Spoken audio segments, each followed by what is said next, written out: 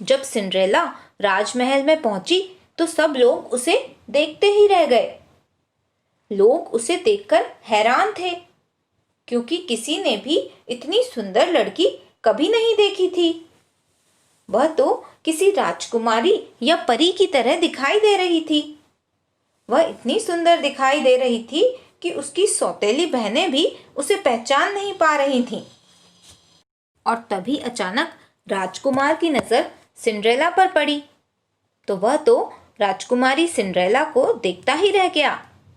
राजकुमार की नजर सिंड्रेला से हट ही नहीं रही थी और राजकुमार और सिंड्रेला पूरे समय साथ में नाचते रहे और राजकुमार का किसी और लड़की की तरफ ध्यान ही नहीं गया और वह तो पूरे समय राजकुमारी सिंड्रेला के साथ ही घूमता रहा, नाचता रहा, गाता रहा। और तभी अचानक घड़ी में 12 बजने की आवाज आई और घड़ी की आवाज सुनकर सिंड्रेला को परी माँ की दी हुई चेतावनी याद आई और सिंड्रेला बिना कुछ बताए समारोह में से जाने लगी। परंतु जल्दबाजी में सिंड्रेला की जूती वहीं राजमहल में कहीं पर छूट गई। राजकुमार सिंड्रेला के पीछे पीछे भागा, पर तब तक सिंड्रेला जा चुकी थी और अब राजकुमार के पास बस सिंड्रेला की जूती ही बची थी। अगली सुबह राजकुमार ने राज्य में घोषणा करवाई कि समारोह के दिन राजमहल में एक लड़की की जूती छूट गई थी।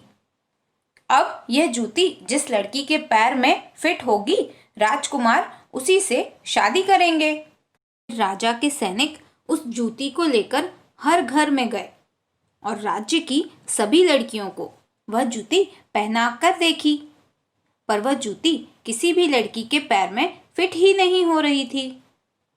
जब सैनिक सिंड्रेला के घर उस जूती को लेकर गए तो उसकी दोनों सौतेली बहनों ने जूती पहनने की कोशिश की, पर वो जूती उन दोनों के पैरों में भी फिट नहीं आई।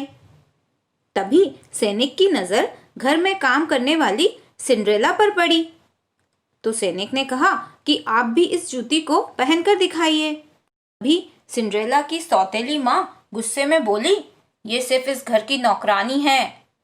परंतु सैनिक ने कहा, यह राजा का आदेश है कि जूती सभी को पहनकर दिखानी है। और जैसे ही सैनिक ने सिंड्रेला के पैर में जूती डाली, जानते हो बच्चों क्या हुआ?